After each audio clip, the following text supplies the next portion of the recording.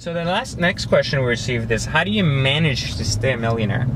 And I think what that's regarding is really talking about the effects of losing money over time. When obviously, like, you look at athletes that make a lot of money up front, how do you go from 60 million to zero in like 5 years, right? How's that even possible? Well, I think the possibility comes from the lack of education, lack of knowledge.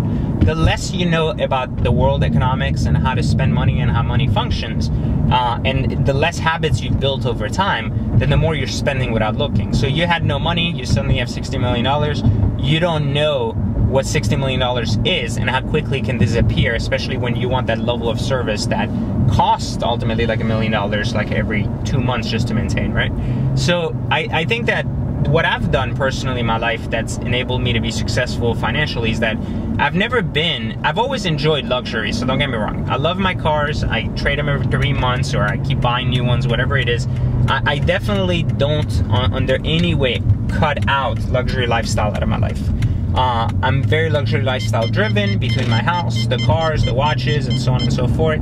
I really, really enjoy luxury lifestyle, and I continue to pamper myself in it. However, the way I do it is a little bit different.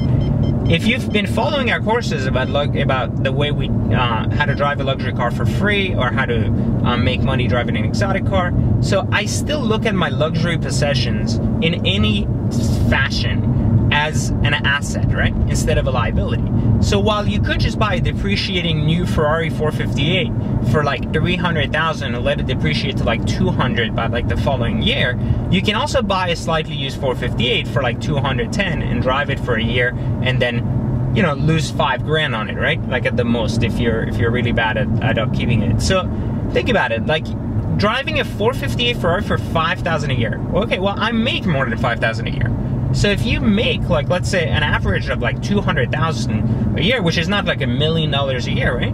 You can still live off of your million plus the 200 and still completely comp your life because you're making good choices. Every house I buy is a house that's going to be worth something. So I don't just buy a house because I like it. I buy a house because, 1, I love it. 2, because it's the right business decision to make.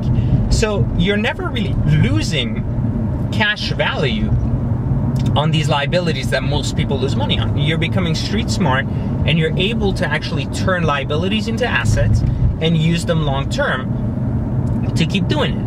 So that way I can have 4 or 5 cars a year instead of 1 car that makes me a 50, 60K loss. I can have 4 or 5 cars a year and actually have a gain or a break even at the end of the year on having driven all these cars and having enjoyed myself just as much, if not more, than the guy that has that 1 car that he keeps in the garage because he's like, I spent 300,000 on this.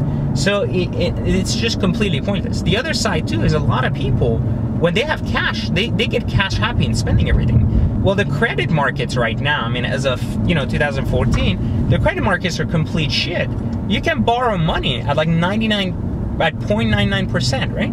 So if you can borrow like 50 grand at 0.99%, in this case, it's free money. I mean, you can make more with 50 grand in the market than you can like taking out a loan on a car. I mean, it doesn't make sense like not to take out a loan. So leveraging credit responsibly, understanding how to use it so that you're not cash exposed into assets is also very important. And I think it's something that a lot of people don't quite understand. I talked a lot about this in Broken Another Level and Forever Wealthy, part of the Third Circle series, but I think it's a fundamental piece of the courses I have around how to drive luxury cars for free and so on and so forth, because I talk about economics in there. And so I highly recommend that if you haven't checked those out, you take a peek at those, either the video course or the ebook. But you should that would teach you a lot about how cash assets are transferred from luxury items back and forth. Okay, so I was asked if there's another great program in the works based on someone, I guess, that read TCT and really enjoyed the framework.